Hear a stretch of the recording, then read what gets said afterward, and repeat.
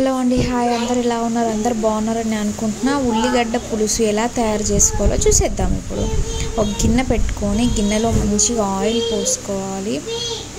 Oil మంచిగా heat అయిన తర్వాత ఉల్లిగడ్డ, పచ్చిమిర్చి వేసుకోవాలి. ఇప్పుడు బాగా కలుపుకోవాలి.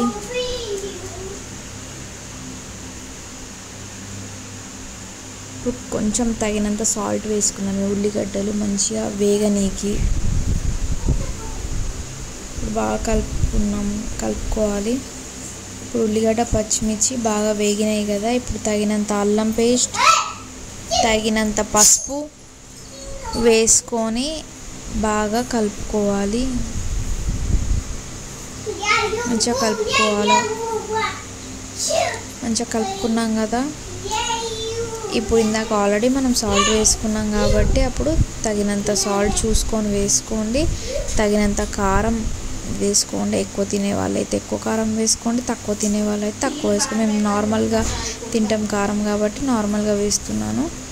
ఇప్పుడు ధనియాలు, మెంతులు, జీలకర్ర పొడి వేసుకోవాలి. వేసుకొని బాగా కలుపుకోవాలి.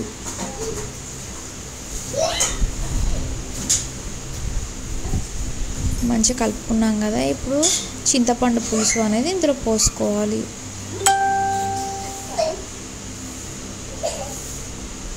చింతపండు పులుసు పోసుకున్నాం కదా. ఇప్పుడు మంచిగా బాగా కలుపుకోవాలి. ఇప్పుడు బాగా ఇది మసలనివ్వాలి. బాగా మసలింది కదా. ఇప్పుడు ఉల్లిగడ్డ పులుసు ఈస్ రెడీ. టేస్టీ ఉల్లిగడ్డ పులుసు is ready. Thank you for watching this video. So subscribe my channel.